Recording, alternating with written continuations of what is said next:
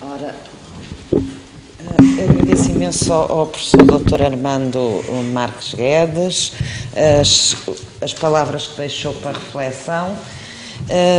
Normalmente o moderador costuma fazer síntese e conclusões, coisa que eu não vou fazer, dado o adiantado da hora, mas julgo que 10 minutos para um debate, uma vez que já vamos adiantados, que é isso que a assistência está à espera, de maneira que passarei imediatamente ao debate. Peço às pessoas que se identifiquem, para todos nós nos conhecermos, e indiquem as pessoas de que pretendem obter esclarecimentos à questão levantada.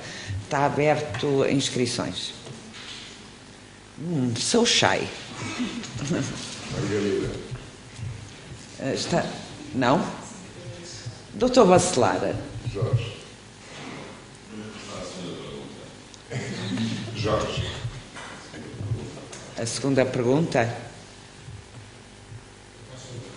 Então, se não se importa, identificava-se, peço imensa... Faça a professora, que depois, mais uma vez, referiu, doutorando nesta casa, além das referências. E também faço uma pergunta, então, kantiana. Pegando essa sua frase, que acho muito curiosa, há valores universais, não direitos humanos universais, pergunto, então seria possível, à luz desses valores universais, promover uma interpretação multicultural dos direitos humanos? Quando eu falo... Posso perguntar depois? Não. Mais alguma questão? Esta questão, peço, agradeço imenso, Sr. Doutor, é para o professor Marques Guedes. Mais alguma questão? Cristina? Doutora Cristina. Diga. Não, já agora não há microfone. Como sabem, eu aqui no Investigador Cias na África Ocidental, neste caso lusófona, e um dos problemas que por lá anda, já sabemos, é a questão da excisão genital feminina, que é uma prática da África Ocidental, em vários países. Estive em Guiné-Bissau, julgo que o problema se coloca, pelo menos depois do que eu percebi nestes dias. E esta pergunta é dirigida à professora Anabel. E, portanto, aliás, eu vi ontem lá uma estatística que me deixou horrorizado.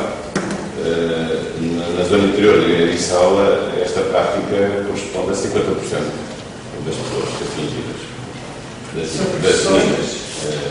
E é isto, portanto, é o problema do universalismo e do relativismo cultural. Sr. Professor, muito obrigada. A doutora Cristina Moreira da Silva, a pergunta. Era para a professora Ana Marques Guedes, porque a certa altura, eu sempre a ideia dos valores humanos universais, mas a certa altura disse que os missionários tinham razão, mas eu não percebi que missionários concretamente se estavam... Foram os que entraram pelos valores e pela Universidade dos Valores e não apoiaram os... Posso dar por concluída as questões e passar a palavra ao Dr. Armando Marques Guedes. Tem duas questões, do Dr. Varela e do Dr. Muito bem, Dr. Varela, repita lá a sua pergunta. Não,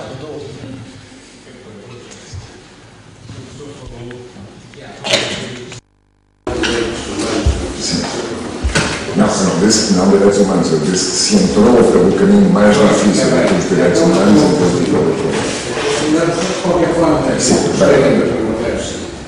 à luz desses valores que considera universais, portanto, foi pelo caminho errado, pelos direitos, portanto, não precisaria tanto fazer ênfase nos direitos mais nos valores.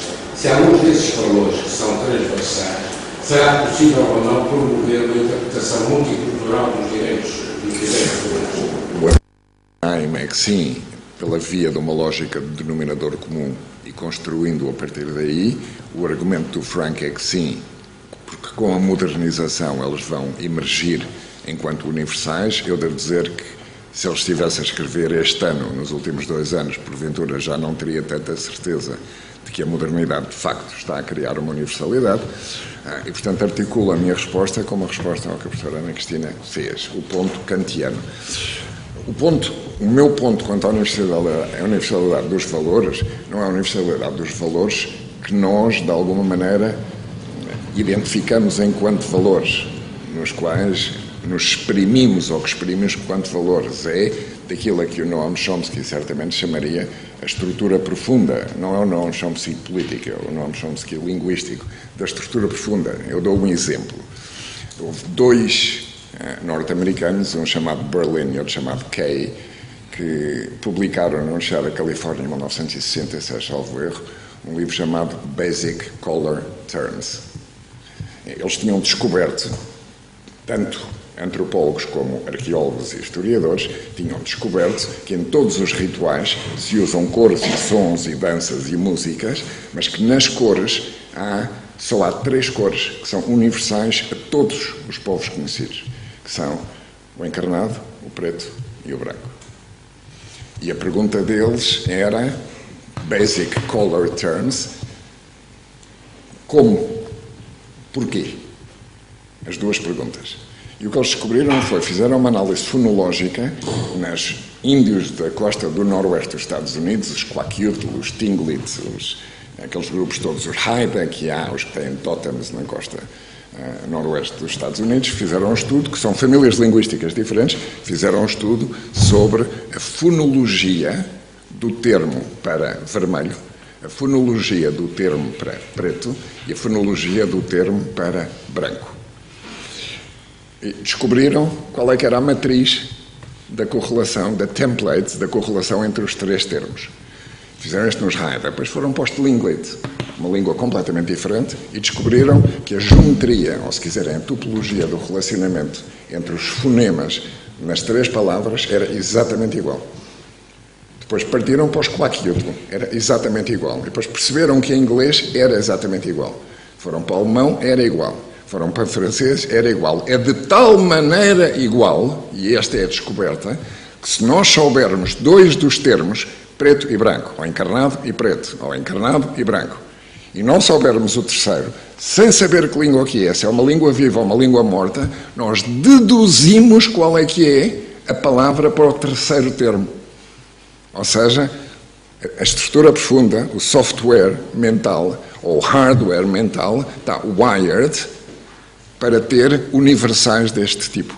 Isto não são valores, isto são os pilares que sustentam os valores.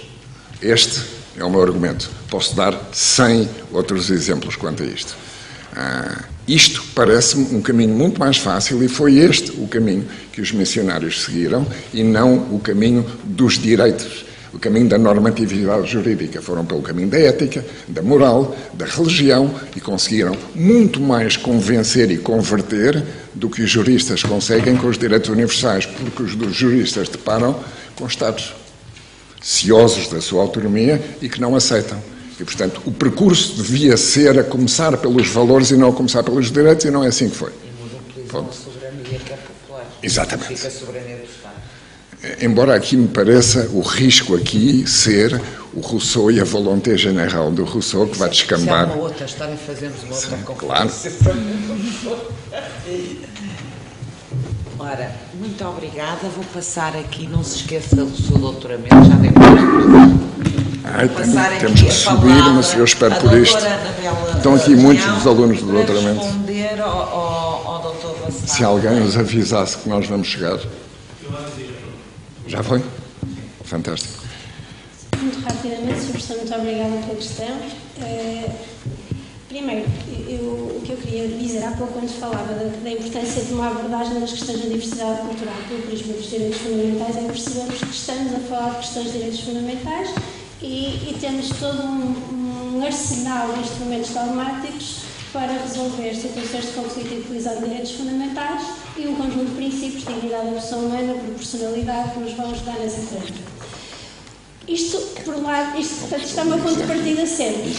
Agora, em relação à questão da diversidade cultural, infelizmente nós muitas vezes pensamos em diversidade cultural e pensamos em poligamia, mutilação genital feminina, infanticídios rituais e reparem, estes 3 casos têm contornos muito diferentes e têm que ser analisados com perspectivas diferentes e, no fundo, isso às vezes também prejudica a discussão em torno da diversidade cultural porque estamos porque estes casos são os tais casos difíceis, aqueles casos que nos deixam mesmo angustiados.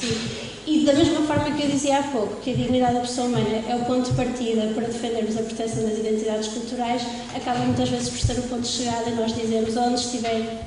O problema é que isto em abstrato é fácil de afirmar, depois a determinação concreta dos contornos destas questões, as ponderações, tudo isso é mais complicado. E então, partindo disto, em relação à questão da mutilação genital feminina, mas repare, a questão da mutilação genital feminina teve um paralelo que não é colocado nos mesmos termos, mas é na mesma, está na mesma associada a rituais de iniciação, com uns casos polémicos há uns anos atrás na Alemanha, quanto à circuncisão masculina. Ou seja, estão aqui, se nós tentarmos fazer este esforço de abstração e tentar compreender... Pois, exatamente. E foi uma questão complicada que foi associada até a questões religiosas, mas muitas vezes estas questões dos cortes genitais, para usarmos uma linguagem mais neutra, não estão necessariamente associadas a questões religiosas, pelo que eu pude perceber, mas também a práticas culturais de iniciação e de entrada na idade adulta.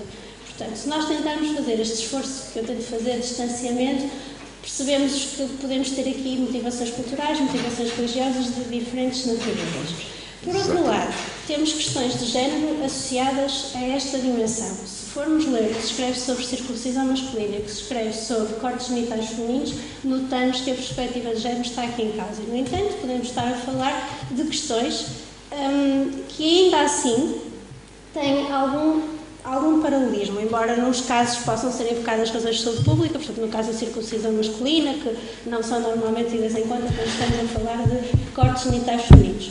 Por outro lado, há outra questão que eu acho que é importante, pelo menos for the sake of discussion, que é distinguir se estamos perante menores ou estamos perante maiores, porque parece-me, e normalmente estamos perante menores, muitos destes casos complicados são casos menores, e estamos perante, por um lado, no fundo temos vários atores aqui, temos a mãe que acha que é fundamental aqueles rituais de passagem, temos a pessoa que faz os cortes genitais, e isso é outra questão ainda também muito complicada, e temos também um dever de proteção do Estado, seguramente em relação aos menores. Mas a questão também pode ser discutida se tratar de uma mulher maior. Imaginemos que é uma mulher maior que quer fazer um corte genital. E reparem, quando falo em cortes genitais, há vários tipos de cortes genitais, mais e menos intrusivos, alguns deles superficiais e de natureza praticamente simbólica. E, portanto, do ponto de vista de uma situação de conflito de direitos fundamentais e de conflito entre direitos das pessoas, designadamente a integridade física, eu acho que se tratar de uma mulher maior, nós vamos ter que usar um tipo de argumentos também diferente, que é a própria questão da autodeterminação e a própria questão do direito a dispor e em que termos existe do próprio corpo. E, portanto, vamos ter de levar em conta vários direitos fundamentais, integridade física, autodeterminação, autossignificação cultural e também o grau de lesão, porque podemos estar a falar de um corte genital que afeta a função sexual e o prazer sexual, ou podemos estar a falar, ao que parece existe, pelo que eu pude ler, de cortes genitais de natureza meramente simbólica que nem sequer não têm uma expressão física significativa. Ou seja, parece-me que sim, que é um problema grave de direitos humanos que nós temos e isso também justifica a atenção que tem tido mesmo em termos de instâncias internacionais e de estratégias nacionais. O que me parece que é um desafio aqui do ponto de vista dos direitos fundamentais é nós também tentarmos perceber o que é que está aqui em causa e pelo menos estarmos conscientes dos diferentes cenários que podemos ter perante nós. Isso não significa, e mais, para terminar, e a consciência da humildade do direito, que eu acho que é fundamental, do direito penal, porque protege valores essenciais e as respostas têm passado por aqui, nós estamos conscientes da discussão que houve em Portugal recentemente sobre esta questão, mas também da importância de ter abordagens que sejam multidisciplinares e não pedirmos demasiado ao direito quando há muitas outras dimensões aqui, sociais, de cultura, de diálogo, que eu acho que são também muito importantes no combate a esta questão. Portanto, agradeço a questão. Não sei se contribui para esclarecer a questão, mas parece-me de facto que é uma questão complicada e que temos que encarar com seriedade. Muito obrigada. Concordo com tudo o que tens. Obrigada, professora. Dou por encerrada a sessão, cumprimento os meus colegas, em particular aqueles que vêm de instituições externas, portanto, os meus cumprimentos à Faculdade de Direito da Universidade do Porto, ao Instituto Técnico de Lisboa e à Universidade de Lusíada de Lisboa. Há um pequeno break, não sei se há coffee, 10 minutos. E mais uma vez, os meus agradecimentos à organização do professor Dr. Jorge Sá Correia. Muito obrigada.